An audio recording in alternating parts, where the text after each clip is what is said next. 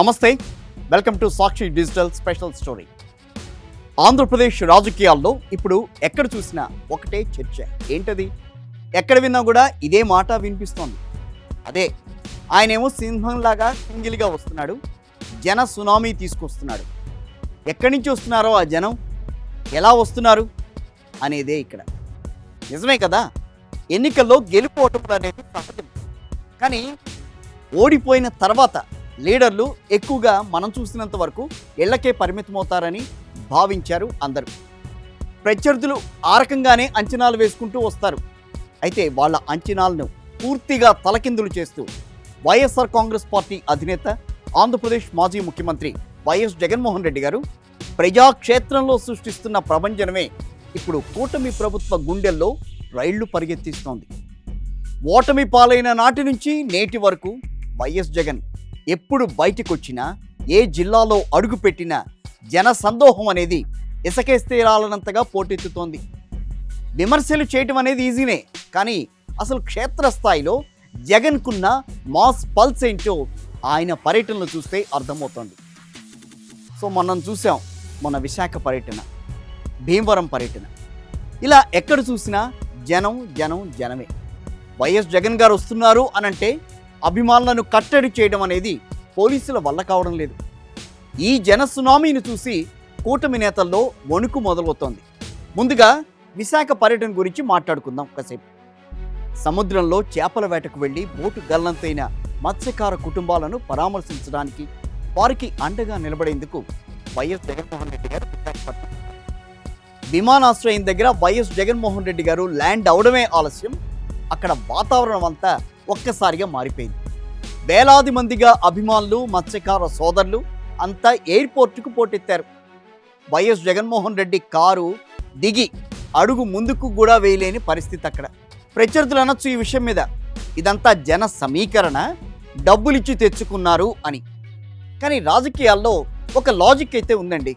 ఏంటనంటే, డబ్బులిస్తే జనం వస్తారేమో, కానీ గంటల తరబడి మండు టెండను సైతం లెక్క చేయకుండా జగన్ విమానం దిగినప్పటి నుంచి తిరిగి వెళ్ళేంత వరకు అదే జోష్తో, అదే ఆరాధనతో నిలబడతారా? ఇది అస్సలు సాధ్యం కాదు.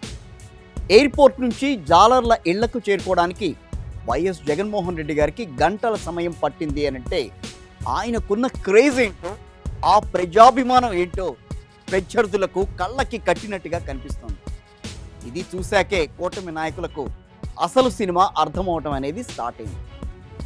ఇక ఆ తర్వాత భీమవరం నియోజకవర్గంలో వైఎస్ జగన్మోహన్ రెడ్డి గారు పర్యటించారు. సంక్షోభంలో ఉన్న ఆక్వా రైతులకు, రొయ్యల సాగుదారులకు అండగా నిలబడేందుకు ఆయన నేరుగా రంగంలోకి దిగారు. గత కొంతకాలంగా రొయ్యల ఫీడ్ ధరలు పెరిగిపోవడం, మద్దతు ధర అనేది వాళ్ళకి లేకపోవడం, కూటమి ప్రభుత్వం వచ్చిన తర్వాత ఆక్వా రంగం డిమాండ్లను పూర్తిగా గాలి కొదిలేయడంతో రైతులంతా రోడ్డెక్కారు. వారికి సంఘీభావం తెలపడానికి వైఎస్ జగన్మోహన్ రెడ్డి గారు వస్తున్నారు అనంటే భీమవరం నలుమూలల నుంచి రైతాంగం, సామాన్య ప్రజలు కదలొచ్చారు. జగన్ వస్తే చాలు తమ సమస్యలకి ఒక గొంతు దొరుకుతుంది అని, అసెంబ్లీ లోపల ఉన్న బయట ఉన్న ప్రజల తరపున పోరాడే ఏకైక మొనగాడు వైఎస్ జగన్మోహన్ రెడ్డే అని ప్రజలు బలంగా నమ్ముతున్నారు. భీమవరంలో జగన్ పర్యటన సూపర్ సక్సెస్ అవడమే కాదు, కూటమి ప్రభుత్వానికి కూడా ఒక హెచ్చరికగా మారింది. ఇది ఎన్నికలైపోయాయి, ప్రభుత్వం వచ్చి ఇంకా ఎంతో కాలం కూడా కాకముందే అప్పుడే ప్రజల్లో కూటమిపై వ్యతిరేకత మొదలైందా? అందుకేనా వైఎస్ జగన్ సభలకు ఇంతలా జనం వెరగబడుతున్నారు అనే ప్రశ్నలకు ఈ పర్యటనే సమాధానం చెబుతోందిగా మనం చూడాలి. ఇక్కడ ఒక ముఖ్యమైన విషయం రాజకీయ విశ్లేషకులు కానీ, రాజకీయాల గురించి బాగా తెలిసిన వాళ్ళు కానీ మాట్లాడుతున్నారు. ఏంటనంటే, సుదీర్ఘ రాజకీయ అనుభవం ఉన్న ముఖ్యమంత్రి చంద్రబాబు నాయుడు వైఎస్ జగన్మోహన్ రెడ్డిని ఎప్పుడూ తేలిగ్గా తీసుకోరు. ఎందుకనంటే వైఎస్ జగన్మోహన్ రెడ్డి గారి వెనక ఉన్న అసలైన బలగం ఏంటో చంద్రబాబుకి బాగా తెలుసు.